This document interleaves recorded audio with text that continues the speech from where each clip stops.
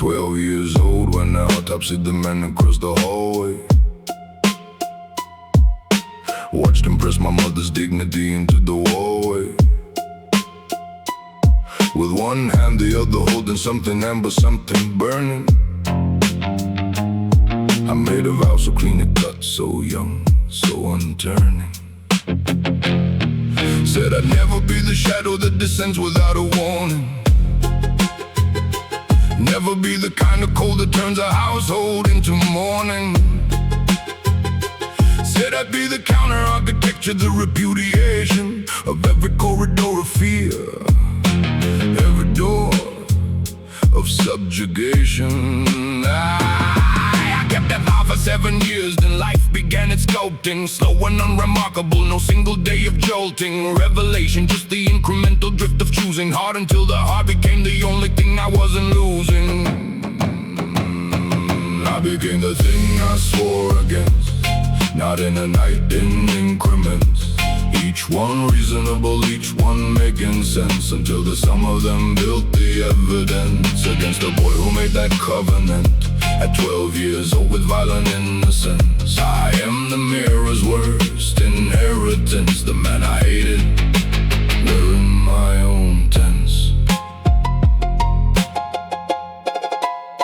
It happened in the vernacular of ordinary pressure. First I learned that tenderness read as a kind of lesser currency in rooms where only granite held its value. So I calcified the softer parts, pretended to devalue them temporarily, just until the season turned more gentle. But the season never turned, and what was meant as rental armor became dermis, grew into the actual skin. And the man beneath the armor stopped distinguishing within. Then I used the room the way he used the room for leverage. Watched a man's uncertainty and treated it as beverage, something to consume to give me buoyancy and height. And didn't feel the echo of that 12-year-old's midnight. I became the thing I swore against, not in a night, in increments.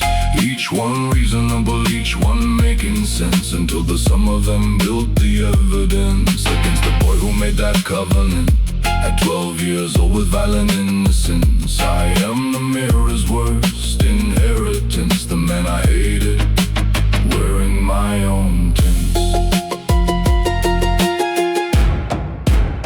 The recognition came at dinner, something in the silverware, the way I placed it, the precision of my stare. When someone spoke out of cadence, how the room adjusted around my disapproval, how they scrambled, how they trusted my displeasure more than their own judgment. And I felt it, the architecture of the fear I built, I finally smelt it. From the other side, the atmospheric weight of being, the pressure in the room, the thing that stops the freeing of the air. And I set down my fork with something glacial, moving through my chest, the cold of the vestigial memory of a boy who watched and swore and meant it. Now the man across the hallway, I had become it. The cruelest metamorphosis is not the sudden violent kind.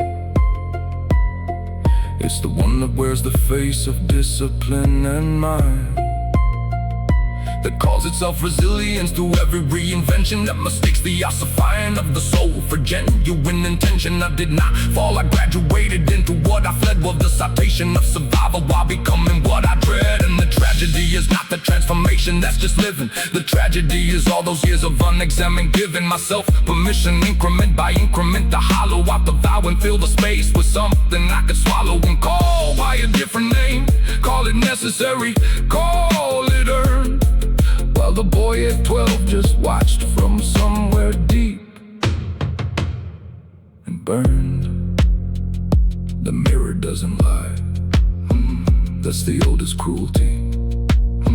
I look and see the jawline of my own duality. The boy who swore, the man who swore him off, the vow that built the scaffold